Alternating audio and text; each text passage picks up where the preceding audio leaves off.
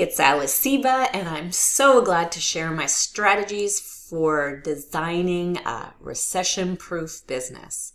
I don't have to tell you that one of the biggest dreams many people have is to start a business, but with that comes a lot of work and a lot of risk. Many people struggle to build something for years and years, and others build something amazing only to have it crumble later. And at today's challenging times, many businesses are really struggling. After 20 years of running a successful online business, I've seen a lot. I've ridden out 2 recessions, and even tougher times seem to be on the horizon. But through it all, I'm confident that I can make it through with flying colors and without interrupting the dream life I've carefully been crafting for myself. Now, as I share this with you, I can't promise a fully recession-proof business for anyone, even myself. But as I've said, I've been riding the waves for 20 years now, and I've learned a few things. And while the combination of all these strategies work for me, I'm not suggesting you have to follow all of them. They're just potential strategies and should be viewed as tips and definitely not rules. I just want to share it with you so you can create a business that suits you and that will help you become an expert surfer too. Before we get started, I do want to give you some words of encouragement and tell you that, there's this old conventional wisdom that says in tough economic times, the poor get poorer and the rich multiply their riches. I think the online world has changed all that because there are plenty of opportunities that don't require a lot of startup cash or big budgets to maintain. You just need to be able to see those opportunities and act on them. But of course, not everyone has the knowledge and resources to make this happen. But because you're watching this and you're getting to know me, you already know it's all possible no matter your background or how much you have in your bank account. And if you haven't subscribed to this channel yet, I would highly recommend that you do because I'll be sharing more that will help you capitalize on that. Now, with that in mind, let's run through these strategies for designing a recession-proof business. Strategy number 1 is focus on digital products. Here's the biggest blessing I discovered when I first started my business in 2002. I had a brief foray into physical products that fortunately I didn't have to keep an inventory for, so that was helpful. But then I saw just how lucrative the digital world was becoming, and fast forward to now, the variety of types of digital product opportunities are huge. Most digital products are easy and inexpensive and often free to create. They don't need storage space other than inexpensive digital storage, of course, and can be mass produced without incurring any additional production costs. The process of selling them can be largely automated and don't require shipping, so you're still satisfying customers when you're sleeping or out just living your life. They're also easy to update and adapt for new purposes, so one product can be reused and repurposed into a variety of different products for different audiences and at different price points, or even using that content to perhaps promote your products as well. So they're marketing tools and their actual products. Add to this, your customers get instant gratification by having their products immediately and they can get started with it right away. And that's important to today's consumer. So right now, we can still beat Amazon Prime by a little, and I guess that's our advantage. I mean, they deliver pretty darn fast, but we can still do it a little faster. And on the easy and free to inexpensive side, we're talking about digital products like ebooks, audio recordings, videos, graphics, fonts, photography, research, printables, courses, coaching programs, templates, calculators, spreadsheets, plans, like menu plans, exercise, business plans, recipes and instructions. There's so much you could do. Online events are also a profitable product, made even more profitable when you record and transcribe those events and turn them into evergreen products that you keep selling. So even if it's done once and it's live, you can keep using it and reusing it over and over again.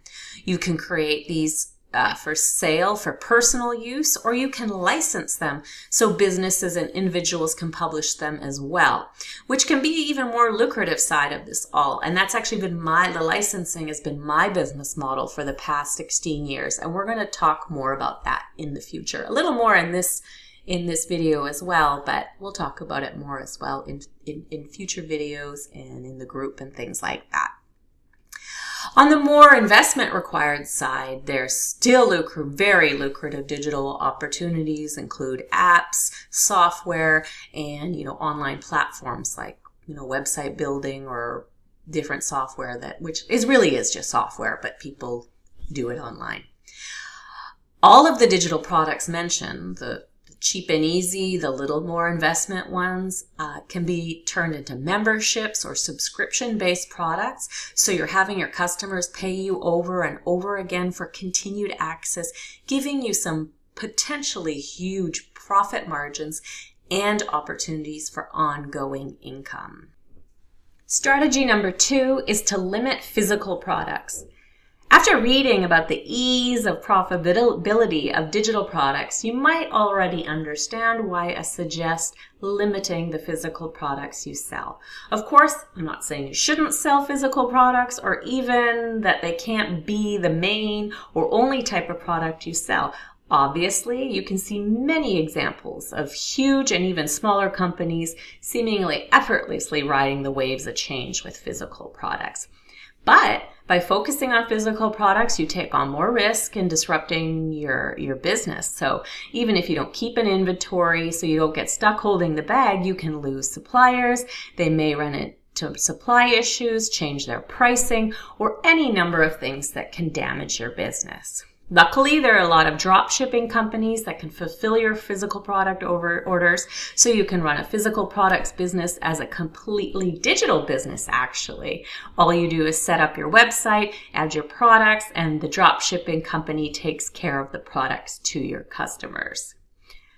But the supplier risk is still there. Plus, selling physical products often makes it so you can't adapt to market changes as quickly as you can with digital products, and that's important, as you'll see later on. Of course, physical products can be a perfect complement to a digital products business. For example, if you sell coaching products, you might want to sell books or journals that you ship to your clients and customers, or you might sell merchandise in support of your branding or overall company message. For example, if you empower young women to become entrepreneurs, a line of t-shirts, mugs, or organizational products might work perfectly. In the end, the choice is yours, but after all these years, I would never choose the extra work and responsibility of having a physical products business.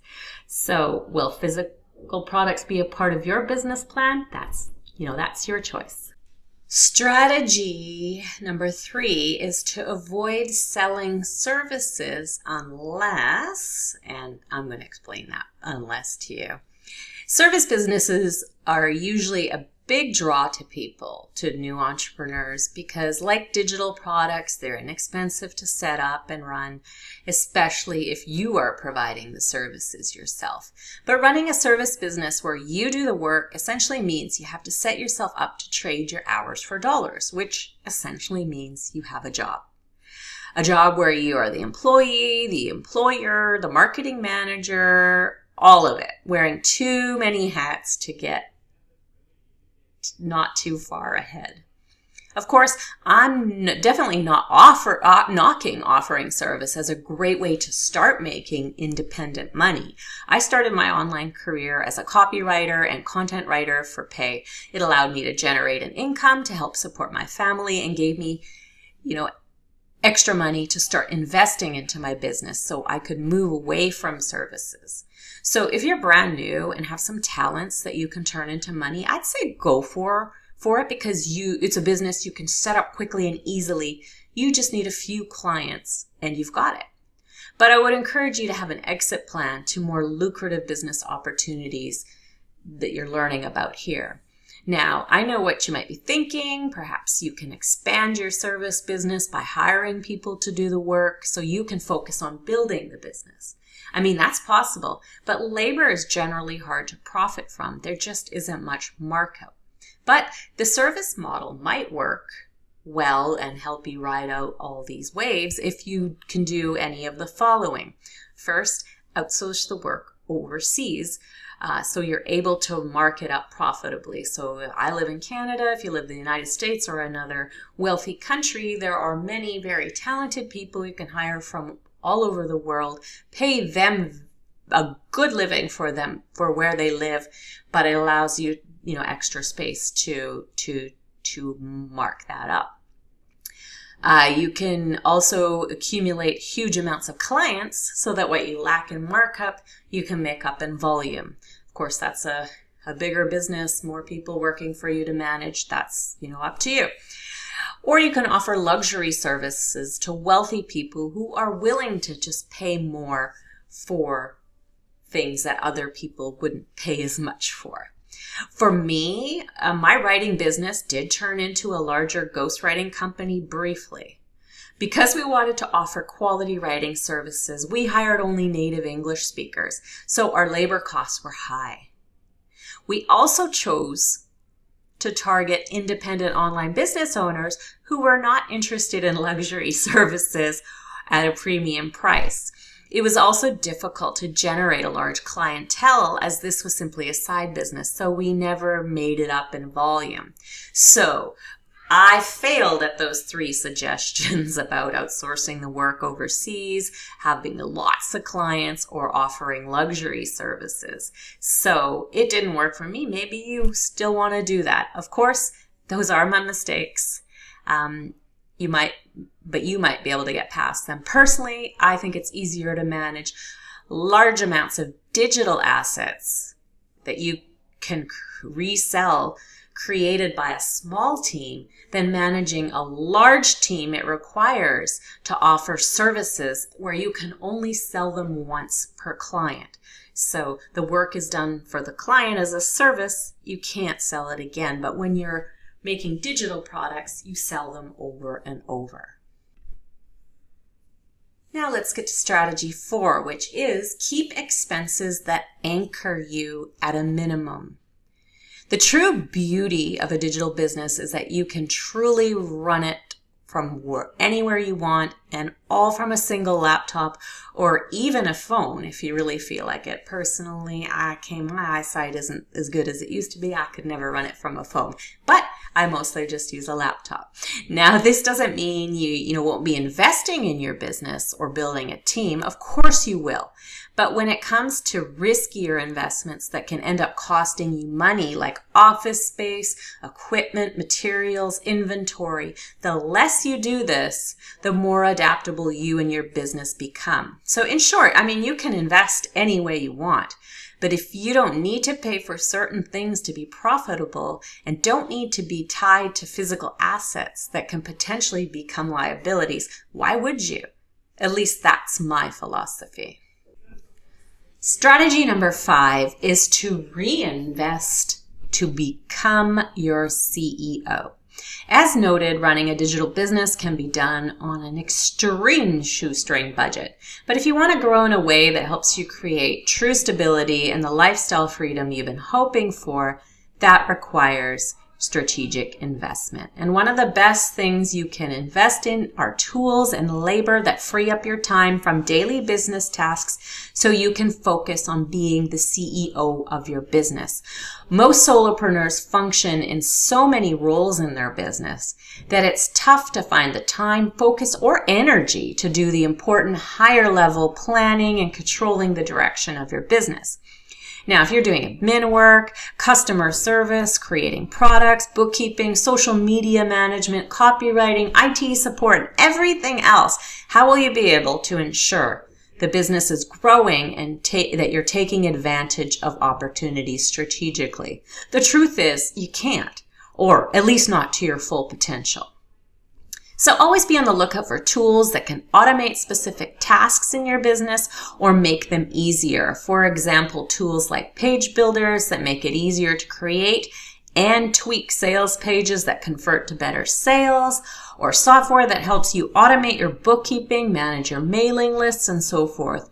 These are solid business investments when they save you time or they help you make more money. You should also invest in your education to learn the high-level tasks that will help you grow your business. For example, you might buy a course or a book on creating better sales copy or how to grow your list and profit from it. But just beware of what happens to so many online entrepreneurs, and it's the bright, shiny objects. There are lots of products on the market targeted to online entrepreneurs that promise tons of reward with little work. And I'll tell you that long-lasting business success is never push button, or a phrase you might see out there. And sometimes bright, shiny objects are actually solid products that can teach you a lot or help you do something well. But they're on subjects or for tasks that don't fit into what you're focusing on in your business. Stay focused and only make investments that make sense for your business, on the things you're working on, not ones that take you down the road to endless distraction. Of course, at the beginning, you might not know where your focus is because you're still learning.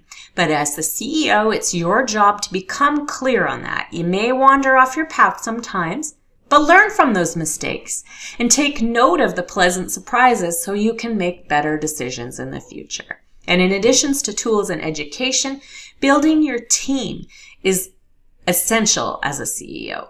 Having people who fulfill all the various roles in your business is important so your business functions efficiently and you can provide the best experience for your customers as possible.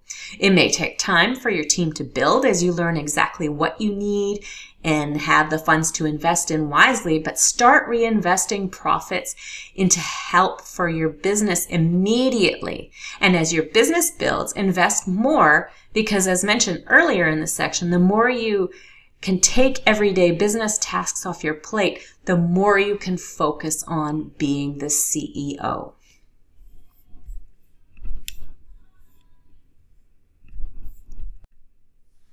So where do you start with building your team? Here are a couple approaches to take, and I recommend using both.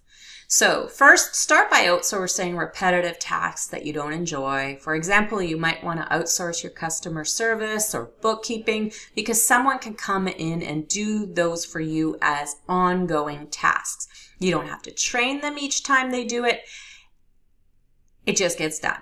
And remember, if your business is still small and growing, you can still afford to outsource your customer service or bookkeeping because the amount of work they'll have to do is relative to how successful your business is.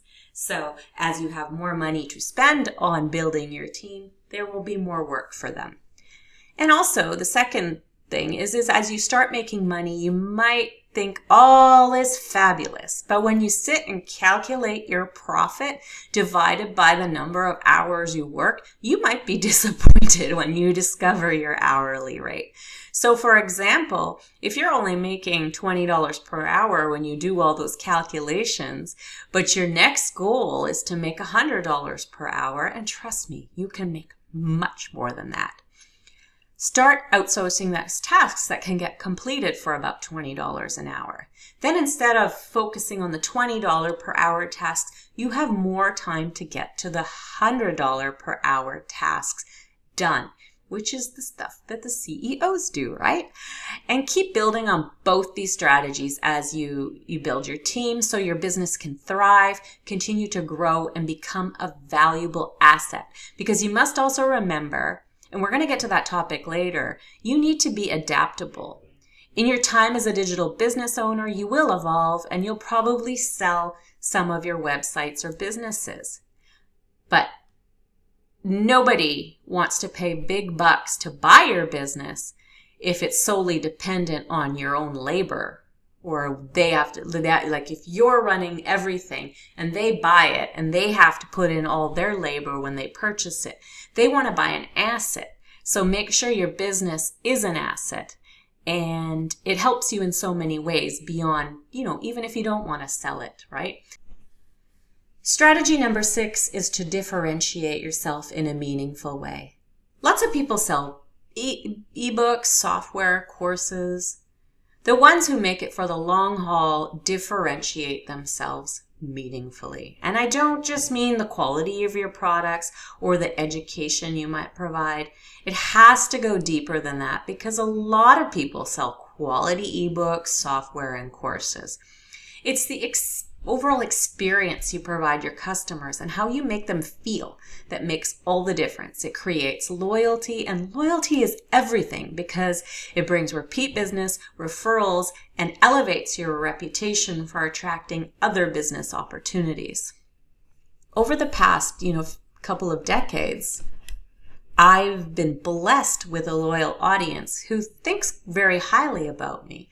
I don't brag about it much on my website, but if you look at comments in my groups or overhear people talking or writing, usually it is, about me, in some online marketing circles, you'll see they come with a lot of praise.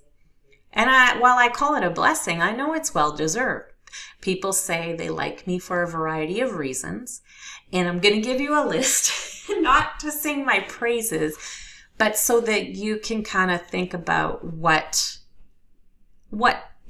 how people might be attracted to you and the kind of business you create. So for me, obviously, quality products. Okay, and I said that isn't important for differentiating, but it's still important.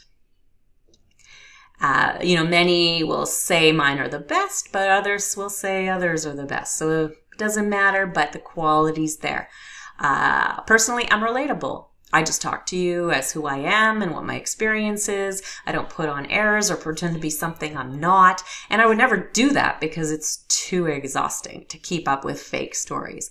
I keep it real so I don't lose track. I'm hilarious. Okay, I know I'm the biggest fan in this department, and maybe I didn't put on too many laughs in this recording, but I do give people a reason to smile and hopefully laugh almost every day. I inspire. Now, in addition to smiles, I love to sprinkle inspiration to motivate people as I go about my day. Encouragement really goes a long way in creating a connection with your audience. I also have a different way of looking at things. I'm very pragmatic. In political discussions, this sometimes really annoys people. Oops. But when it comes to business, people seem to appreciate it. Add to that, my pragmatism is often accented with compassion. So you'll get a lot of practical advice from me that still really understands where you're coming from. I'm a connector. And we're going to talk about this more in Strategy 10, but I don't worry about competition, and I connect my customers to other business owners. I also connect other business owners with each other so they can form mutually beneficial partnerships. I also hire amazing people. And this is one of my favorite things to hear about, that my customers appreciate the incredible Melody and customer support. Maybe you know her, or that they love the content that my company creates for them. Plus, I often hire my own customers, giving them, because they're business owners and they have skills that I could use, giving them opportunities to earn money and learn new skills. I'm also approachable, but let's give that we're going to have a disclaimer here. So if a customer wants to connect with me, I'm super protective of my time. I have to be, because I'm the CEO, but I also keep myself approachable because I'm an independent online business owner and I have a lot to share. So I don't provide customer service. I have a team to do that, nor do I offer my time one-on-one to people, but I'm available to everyone collectively if they want to connect through my Facebook groups.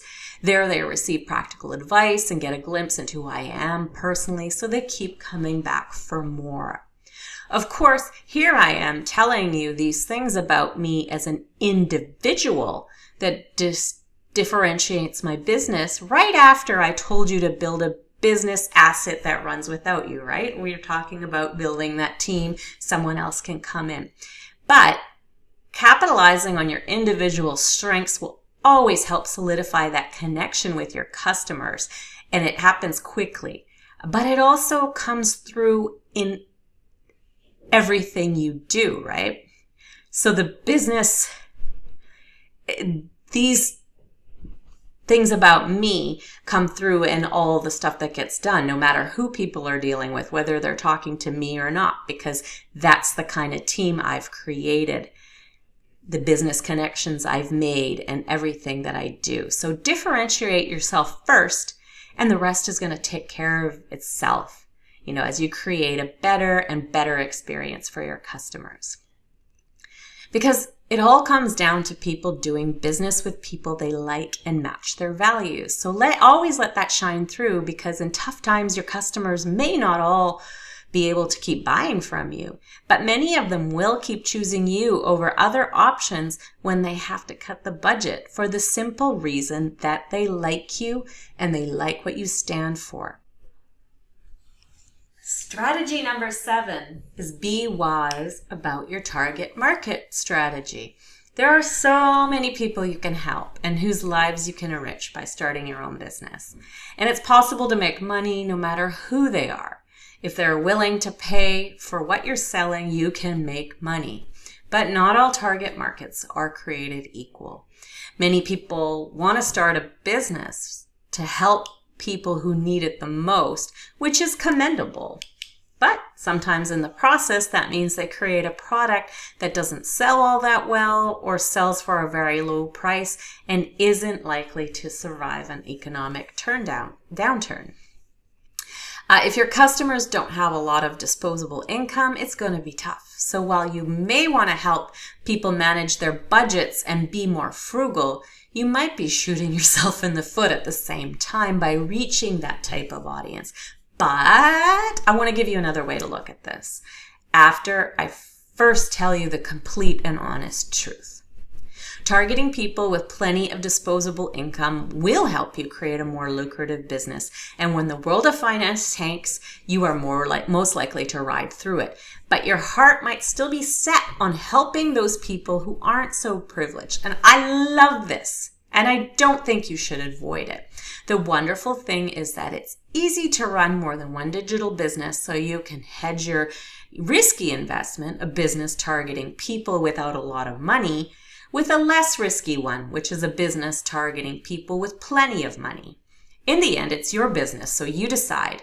But also look at it this way. If you create a business that is recession-proof and creates a lot of money because people with a lot of money are willing to pay you, you then in turn have plenty of money to invest in or donate to other worthwhile projects to help those less fortunate, even if you don't run the project yourself. Choose wisely, because it's going to make a difference. Strategy number 8 is to balance low and high ticket items. So after what we just talked about, this naturally brings us to this next topic, whether you should sell high ticket expensive items or low ticket inexpensive items. Because the truth is, depending on who you target and how you position yourself, you can often sell the exact same product, or with just slight variations, for a very low price or a high price. It depends who you're trying to sell it to and how you position it. I personally love selling low ticket products, low cost products, however you want to call it, because I'm a softie for those with smaller budgets, as you can probably tell, like from what we just talked about, or when I talked about the ghostwriting business. But it also means I can sell by doing low ticket items, I can sell in large volume and build a really large list of customers. And having a larger list of customers means I have a big audience just waiting to buy more stuff from me. I can email them anytime and they're going to buy a bunch of stuff. On the other hand, selling high ticket items, several hundred or even thousands of dollars, means that I don't have to sell as many to make a lot of more money. And sometimes it actually is easier to get one person to say yes to $500, for example, than to get 50 people to say yes at $10. A lot of people also insist that customers who spend more money are often lower maintenance because they aren't as worried about the money. So that's something to consider, but I'm not really sure that's always true. I have great customers for my low ticket products, and I've had some pretty difficult high ticket customers. I think it all depends, and it does come down to people maybe spending more than what they can afford. And with high ticket products, sadly, people often do overextend themselves. And I think we have to take some responsibility for that and how we market to them. So, making sure that when we are selling those higher ticket products, that we are getting the customers who can pay for it and we can make it work for them. In my online career, I've done both. But honestly, for the past few years, I focused on lower ticket items, and I'm feeling that to be a mistake that I'm in the process of correcting, because I think smart business owners will do usually a bit of both. Strategy number 9 is to sell the products they need and create alternatives for people. I think this is a section to really listen to carefully, because I'm going to give you an example from my own business, and you're going to want to think about how this might apply to your business. Maybe you won't hit all the points, but the more you can do something like this, the more opportunity you'll have to keep things riding steady. So as I mentioned earlier in this guide, I sell licenses to content that others can publish. For example, my partner Yusuf Kulan and I, we sell printables and done-for-you content packages at eKitHub. This is one of my new content licensing projects, and I've had several over the years, and I'm in the process of actually creating a few other projects around this in the next year, including helping others start similar business. Because, see, I told you I'm a connector. I'm happy to teach what I know and set people up. And you'll see why in the next strategy. But back to this one, selling the products they need and creating alternatives. So content licensing is a lucrative business model for a few reasons. Now, business owners need content. They just can't get away from this. This is why I started working as a ghostwriter, and I made what I think was a mistake of meandering to a ghostwriting agency, because it was easy to get clients. And it's easy to get clients because creating content takes a lot of time, expertise, and talent that most business owners don't have. So many will hire writers and pay them a lot for it, but many also can't afford that. Add to that, when economic times get hard, those who can afford it might not be able to. But what is accessible to most businesses is buying low-cost licenses to content at a low cost, kind of like the packages we sell at eKitHub. They buy a package for as little as $9.95 or up to $97. We do have some of those. And they can edit it, they can brand it, and they monetize it as they wish. So it's much cheaper than hiring a writer. And it's also they also can get it instantly instead of waiting for the writer to finish the project. But in return, we sell it cheap, but we can sell it to hundreds or thousands of business owners, allowing us to earn more for each project than if we worked with clients one-on-one. So this is an example of selling a product they need and also offering an alternative for when times get tough. We have different types of customers. Most customers, they already know about this content licensing. We call it private label rights. So they buy it for us. But also we catch the people who can no longer afford a writer, or they might need things to go faster. And that's how it works. Now, does that mean you should license content or sell private label rights content, as we call it? Well, not necessarily, but if you want to. And as I said, we can help you with that a little later this year. But what I'm saying is you can look for opportunities like this in areas that interest you as well. What services do people offer that you could turn into a product instead of instead and save them a lot of money in the process, and making it possible for you to serve a lot of customers and make more money than helping people one-on-one. Something to think about and apply if you're able. So here we are, strategy number 10, and it's to eliminate the competition. Now, maybe not in the way that you're thinking. One thing that's made my business easier and steadier in the last couple decades is that my competition isn't really my competition. I promote my competitors and they promote me. And that's for mutual commissions, of course. We're making money by promoting one another.